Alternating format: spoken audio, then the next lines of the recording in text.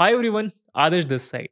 दोस्तों, पिछले कुछ सालों में हमारी इकोनॉमी रिमार्केबल प्रोग्रेस के साथ आगे बढ़ रही है, जहां हमारा देश जीडीपी के मामले में दुनिया के बड़े बड़े देशों को पीछे छोड़ता जा रहा है। इस प्रोग्रेस में गवर्नमेंट की पॉलिसीज का बड़ा हाथ रहा है, लेकिन इसके साथ ही इकोनॉमिक एक्सपर्ट्स इस सक्सेस के लिए इंडियन पॉपुलेशन को भी डिसीजिव फैक्टर बता रहे हैं। डेटा के मुताबिक इंडिया की पॉपुलेशन का एक बड़ा हिस्सा अभी भी यंग एज ब्रैकेट में आता है, यानी देश की पॉपुलेशन का एक बड़ा हिस्सा वर्किंग एज पॉपुलेशन में आता है। पर कई एक्सपर्ट्स भारत की एक्सप्लोडिंग पॉपुलेशन को इंडिया की डेवलपमेंट में बहुत बड़ा हिंड्रेंस भी मानते हैं। कुछ समय पहले ही आई रिपोर्ट्स के मुताबिक इंडिया ने पॉपुलेशन के मामले में चाइना को सरपास कर दिया है और अब भारत वर्ल्ड की मोस्ट पॉपुलेटेड कंट्री बन गई है। हमारी कंट्री में ग्लोबल पॉपुलेशन के लगभग 17% लोग रहते हैं, लेकिन भारत के पास ग्लोबल लैंड एरिया का सिर्फ 2.4% है। इस हिसाब से इंडिया की पॉपुलेशन बहुत ज्यादा डेंस होनी चाहिए, क्योंकि दुनिया की पॉपुलेशन का एक बड़ा हिस्सा भारत में रहता है। लेकिन जब हम इंडिया के पॉपुलेशन डेंसिटी के मैप को देखते हैं तो एक इंटरेस्टिंग ट्रेंड देखने को मिलता है। क्लास 12 की ज्योग्राफी एनसीईआरटी बुक में दिए गए इस मैप को देखिए, जो डॉट्स के माध्यम से दिखाता है कि भारत का कौन सा रीजन कितना डेंसली पॉपुलेटेड है। इसमें ज्यादा डार्क डॉट्स वाला एरिया वो है जहां ज्यादा पॉपुलेशन रहती है। इसमें से नॉर्थ इंडिया का रीजन आपको सबसे ज्यादा डॉट्स के साथ दिखाई देगा, क्योंकि ये रीजन भारत का one of the most densely populated region है। अब दोस्तों, कौन सा रीजन कितना डेंसली पॉपुलेटेड है ये तो समझ में आ गया, पर इसके पीछे के आखिर रीजंस क्या हैं? आज हम इसी टॉपिक के बारे में डिटेल में डिस्कशन करेंगे और जानेंगे नॉर्थ इंडिया में इस पॉपुलेशन डेंसिटी के पीछे के रिस्पॉन्सिबल रीजंस को। दोस्तों, वीडियो में आगे बढ़ने से पहले मैं आपको बता दूं कि इस वीडियो की इंपॉर्टेंस क्लास 12 स्टूडेंट्स और सीयूईटी एस्पिरेंट्स के लिए बेहद ज्यादा है। तो अगर आपकी जान पहचान में, आपकी फ्रेंड्स एंड फैमिली में जो भी लोग क्लास 12 स्टूडेंट्स हो या सीयूईटी एस्पिरेंट्स हो, उन तक ये वीडियो जरूर फॉरवर्ड करिएगा। अब बढ़ते हैं अपने वीडियो की तरफ। चलिए सबसे पहले भारत के डिफरेंट स्टेट्स की पॉपुलेशन डेंसिटी को देखते हैं, ताकि नॉर्दर्न इंडियन स्टेट्स का बाकी इंडियन स्टेट्स के साथ एक कंपैरेटिव एनालिसिस किया जा सके। अब आप ये समझ सकते हैं कि नॉर्थ इंडियन स्टेट्स की population density rest of India से कितनी ज्यादा है। 2011 के सेंसस पर बेस्ड ये चार्ट इंडियन स्टेट्स की पॉपुलेशन डेंसिटी को शो कर रहा है। इनमें से उत्तर प्रदेश, बिहार, वेस्ट बंगाल, झारखंड, दिल्ली, पंजाब और हरियाणा जैसे स्टेट की पॉपुलेशन डेंसिटी भारत में वन ऑफ द हाईएस्ट है। उत्तर प्रदेश की पॉपुलेशन डेंसिटी जहां 829 है, तो वहीं बिहार की 1106, वेस्ट बंगाल की 1028, झारखंड की 414, दिल्ली की 11,320, पंजाब की 551 और हरियाणा की 573 पर्सन पर स्क्वायर किलोमीटर है। इसके कंपैरिजन में अगर हम भारत के सेंट्रल और सदर्न स्टेट्स को देखें तो सिचुएशन एकदम ऑपोजिट है। भारत के लार्जेस्ट स्टेट राजस्थान में पर स्क्वायर किलोमीटर सिर्फ 200 लोग रहते हैं, वहीं महाराष्ट्र में 365, मध्य प्रदेश में 236, गुजरात में 308, जम्मू कश्मीर में 56, मिजोरम में 42, आंध्रा में 308 और कर्नाटका में 319 लोग रहते हैं। इस कंपैरिजन से आप इजीली समझ सकते हैं कि नॉर्दर्न स्टेट्स में पर स्क्वायर किलोमीटर रहने वाले लोगों का नंबर बाकी स्टेट्स के मुकाबले काफी हाई है, और इसके पीछे कुछ बेहद इंपॉर्टेंट रीजंस का हाथ रहा है। चलिए जानते हैं उन रीजंस को। सबसे पहला रीजन है वाटर सप्लाई, क्योंकि एंशिएंट इंडिया से लेकर मॉडर्न भारत तक किसी भी शहर के सेटलमेंट की सबसे बेसिक नेसेसिटी होती है रेगुलर वाटर सप्लाई। यही रीजन है कि मेजरली सभी सिविलाइजेशन और सिटीज को बड़ी बड़ी रिवर के बैंक पर सेटल किया जाता रहा। उदाहरण के लिए इंडस वैली सिविलाइजेशन, जो इंडस रिवर और उसकी ट्रिब्यूटरीज के आसपास के एरिया में फ्लरिश हुई थी। दोस्तों, वाटर की रेगुलर सप्लाई के लिए सबसे अच्छा सोर्स है ग्लेशियर रिवर्स, जिन्हें सोर्स से पूरे साल पानी मिलता रहे। पूरे साल पानी प्रोवाइड करने वाले सोर्स ग्लेशियर्स होते हैं, और भारत में ग्लेशियर से निकलने वाले 3 रिवर सिस्टम्स हैं। पहला इंडस रिवर सिस्टम, जो तिब्बत में ओरिजिनेट करने के बाद लद्दाख, जम्मू कश्मीर, हिमाचल प्रदेश और पंजाब जैसे स्टेट्स को फेड करता है।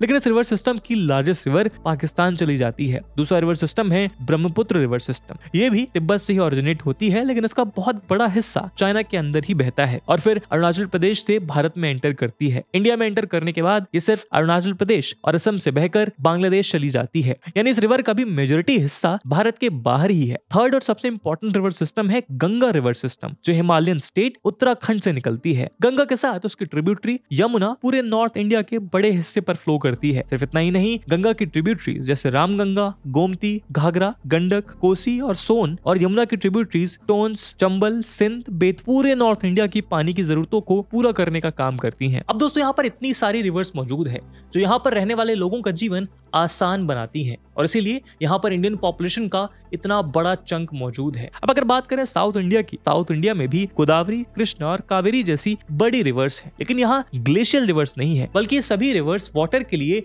रेनफॉल पर डिपेंडेंट हैं। ऐसे में साल का बहुत बड़ा समय ऐसा होता है जब इन्हें पानी ही नहीं मिलता और ऐसे में इन रिवर्स में पानी का लेवल गिर जाता है। इसलिए इनके कंपैरिजन में ग्लेशियल रिवर्स वाटर का बेटर और रिलायबल सोर्स है। भारत में डिफरेंट वैरायटीज की सॉइल पाई जाती हैं। For example black soil, red soil, laterite soil, mountainous soil, yellow soil etcetera. लेकिन भारत में पाई जाने वाली सभी सॉइल्स में से सबसे फर्टाइल होती है alluvial soil. Alluvial soil alluvium से बनती है और एलुवियम रिवर्स और स्ट्रीम्स द्वारा डिपॉजिट किए जाने वाले सेडिमेंट्स को कहते हैं। लेकिन नॉर्थ इंडिया में एलुवियम आता कहां से है? दरअसल नॉर्थ इंडिया में बहने वाली पेरेनियल रिवर्स अपने अपर कोर्स से रॉक्स और मिट्टी लेकर नीचे पहुंचती हैं। रिवर में सिल्ट बढ़ने पर रिवर की वेलोसिटी स्लो हो जाती है और ऐसे में रिवर इस सिल्ट का डिपोजिशन स्टार्ट कर देती है।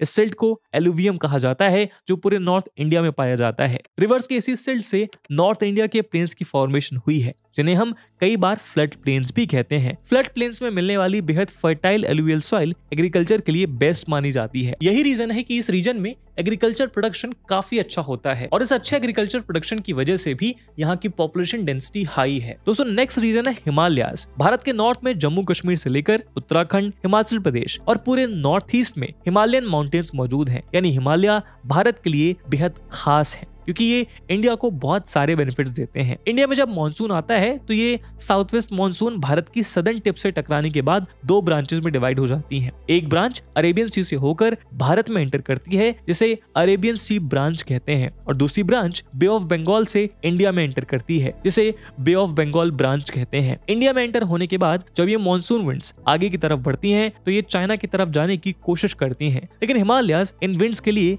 फिजिकल बैरियर का काम करते हैं और इन्हें चाइना जाने से रोक देते हैं। ऐसे में मॉइस्चर से लदी हुई ये विंड्स हिमालयाज के विंडवार्ड साइड यानी भारत की साइड पर ही बारिश करना शुरू कर देती हैं। इसी रीजन की वजह से नॉर्थ इंडिया में बहुत अच्छा मानसून विटनेस किया जाता है। सिर्फ इतना ही नहीं, बे ऑफ बंगाल की तरफ से आने वाली ब्रांच भी अरेबियन सी ब्रांच के साथ नॉर्थ इंडिया के रीजन में मर्ज हो जाती है। ऐसे में दोनों ब्रांचेस मिलकर इस एरिया में ढेर सारी बारिश करती हैं। हिमालयाज विंटर में आने वाली कोल्ड विंड से भी नॉर्थ इंडिया को प्रोटेक्शन देते हैं और इसी तरह से हिमालयाज की वजह से काफी अच्छा क्लाइमेट और लिविंग कंडीशंस नॉर्थ इंडिया में बन जाती हैं। दोस्तों अगला रीजन है फ्लैट प्लेन्स। नॉर्थ इंडिया के प्लेन्स में फ्लैटलैंड टोपोग्राफी देखने को मिलती है, यानी यहाँ ऑल्टीट्यूड में ज्यादा डिफरेंस नहीं आता। ये flat planes Uttar Pradesh, Bihar, waste Bengal और हरियाणा जैसे स्टेट्स में एक्सटेंड करते हैं और फ्लैट प्लेन्स की वजह से इस रीजन को बहुत सारे एडवांटेजेस मिलते हैं। सबसे पहला एडवांटेज है एग्रीकल्चरल फर्टिलिटी। फ्लैटलैंड टोपोग्राफी की वजह से एफिशिएंट इरिगेशन और वाटर डिस्ट्रीब्यूशन पॉसिबल हो पाता है, यानी क्रॉप्स को कंसिस्टेंट नरिशमेंट मिल पाती है। स्टीप स्लोप्स ना होने की वजह से सॉइल इरोजन रिड्यूस हो जाता है जो सस्टेनेबल एग्रीकल्चर प्रैक्टिसेस के लिए स्टेबल फाउंडेशन प्रोवाइड करता है। इसके साथ ही फ्लैट प्लेन्स पर एग्रीकल्चर करना काफी आसान भी होता है क्योंकि यहाँ पर मॉडर्न फार्मिंग इक्विपमेंट को इम्प्लीमेंट करना आसान हो जाता है। इससे पैदावार बढ़ती है और यहाँ रहने वाली बड़ी पॉपुलेशन को फीड करने में मदद मिलती है। एग्रीकल्चर के अलावा दोस्तों फ्लैट प्लेन्स पर डेवलपमेंट करना भी काफी आसान होता है। जैसे कि आपने देखा ही होगा कि इंफ्रास्ट्रक्चर बनाने की जब बात आती है तो फ्लैट प्लेन्स पर बड़ी आसानी से मॉडर्न टेक्नोलॉजी का यूज करके काफी बड़े अमाउंट में और कम समय में इंफ्रास्ट्रक्चर को रेडी कर लिया जाता है। रेलवे ट्रैक हो या रोड्स, इनका कंस्ट्रक्शन बेहद स्ट्रेट फॉरवर्ड होता है जिसमें ऑब्स्टिकल्स और चैलेंजेस नहीं होते। इसका मतलब है कि फ्लैट सरफेस में कंस्ट्रक्शन टाइम भी रिड्यूस होता है और साथ साथ कंस्ट्रक्शन कॉस्ट भी। इसके कंपैरिजन में रग्ड टेरेन में इंफ्रास्ट्रक्चर को डेवलप करना रिलेटिवली डिफिकल्ट होता है। उदाहरण के लिए माउंटेनियस रीजन में आज तक रेलवे की प्रॉपर कनेक्टिविटी को बिल्ड नहीं किया जा सका है, जिसका सबसे बड़ा रीजन है रग्ड टेरेन। बेटर इंफ्रास्ट्रक्चर की वजह से फ्लैट प्लेन्स में बेटर ट्रांसपोर्टेशन फैसिलिटीज अवेलेबल होती हैं। इन सब के रिजल्ट से ऐसे रीजन्स में जहां पर अच्छा इंफ्रास्ट्रक्चर अवेलेबल हो और वाटर की सप्लाई अवेलेबल हो, वहां पर इंडस्ट्रीज को सेटअप करना भी काफी बेनिफिशियल हो जाता है। इसीलिए फ्लैट सरफेस में इंडस्ट्रियलाइजेशन काफी तेजी से होता है और लोगों के लिए जॉब अपॉर्चुनिटीज भी ज्यादा प्रोड्यूस होती हैं। तो कुल मिलाकर फ्लैट प्लेन्स के बेनिफिट मल्टी फेसेटेड है और इनके बेनिफिट्स को एम्ब्रेस किया जाना इंपॉर्टेंट है। दोस्तों नॉर्थ इंडिया की हाई पॉपुलेशन डेंसिटी के पीछे जो रीजंस थे उनकी वजह से भले ही इस रीजन के पास बहुत सारी अपॉर्चुनिटीज हों, लेकिन उनके साथ बहुत सारे चैलेंजेस भी आते हैं। लोगों की हाई डेंसिटी एक तरफ जहां वाइब्रेंट कल्चर, डाइवर्स ट्रेडिशन और डायनेमिक अर्बन सेंटर को बढ़ावा देती है, वहीं दूसरी तरफ ये रिसोर्सेज, इंफ्रास्ट्रक्चर और सोशल सर्विसेज पर भी इमेंस प्रेशर डालती है। इसलिए अब वह समय आ गया है कि हम थॉटफुल और सस्टेनेबल पॉलिसीज के बारे में सोचें।